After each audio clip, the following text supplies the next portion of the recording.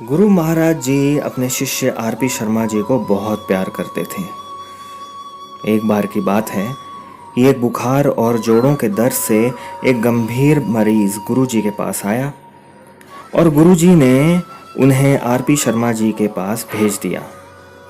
शर्मा जी ने उन्हें बिल्कुल ठीक कर दिया, अर्थात वे पूर्ण रूप से संतुष्ट हो गया। मरीज के साथ उनके इस तरह के व्यवहार को देखकर गुरुजी बहुत खुश हुए।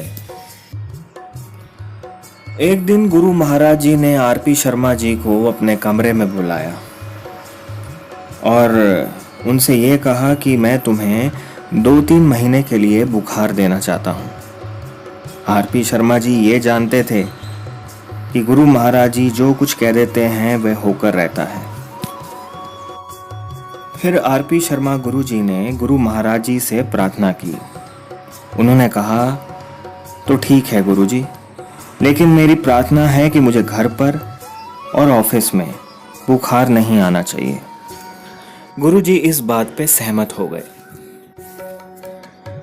अब शर्मा जी अपने ऑफिस जाने के लिए घर से निकले तो घर से निकलते ही उन्हें तेज बुखार आ गया। ऑफिस पहुंचते ही उनका बुखार गायब हो गया। यही सिलसिला लगभग 2 महीने तक रोजाना ऐसे ही चलता रहा। जब वे घर होते या ऑफिस में होते तो बुखार उन्हें छू भी नहीं सकता था। एक बार क्या हुआ कि कुछ भक्तजन शर्मा जी के घर आए और उनसे उनके घर पारिवारिक समारोह में शामिल होकर आशीर्वाद देने के लिए प्रार्थना करने लगे। शर्मा जी उनके प्यार व गुरु भक्ति से परिचित थे, अतः शर्मा जी उनके घर जाने के लिए सहमत हो गए।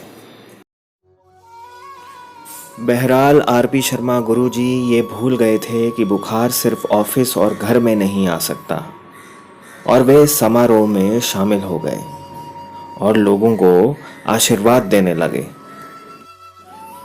बुखार चढ़ना आरंभ हो गया। कुछ समय तो उन्होंने उसे नज़रअंदाज किया, लेकिन जैसे जैसे समय व्यतीत होता गया वह बढ़ता ही चला गया। बुखार इतना अधिक तेज हुआ कि उनका कुर्सी पर बैठना, किसी से बात करना और लोगों को आशीर्वाद तक देना मुश्किल हो गया। वे इतना परेशान हो गए और सोचने लगे कि कब समारोह से निकले और किसी तरह घर पहुंचे।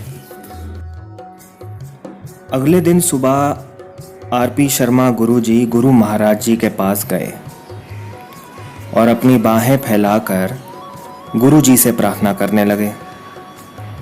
गुरु जी, अब मैं और बर्दाश्त नहीं कर सकता।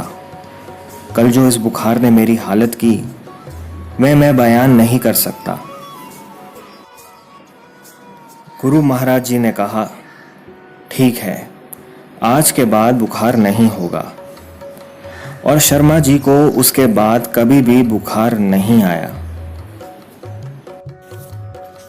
हम सबकी प्रार्थना है गुरु महाराज जी से कि कृपया हमें समझाएं कि उनके पास वे कौन से ऐसे दैविक तीर हैं जिनके चलते ही बुखार आ भी जाता है और चला भी जाता है। ये चिकित्सा संबंधी परिभाषा के लिए एक चुनौती का विषय है, क्योंकि ये जब आता है तो कोई नहीं जानता कि ये कब तक रहेगा।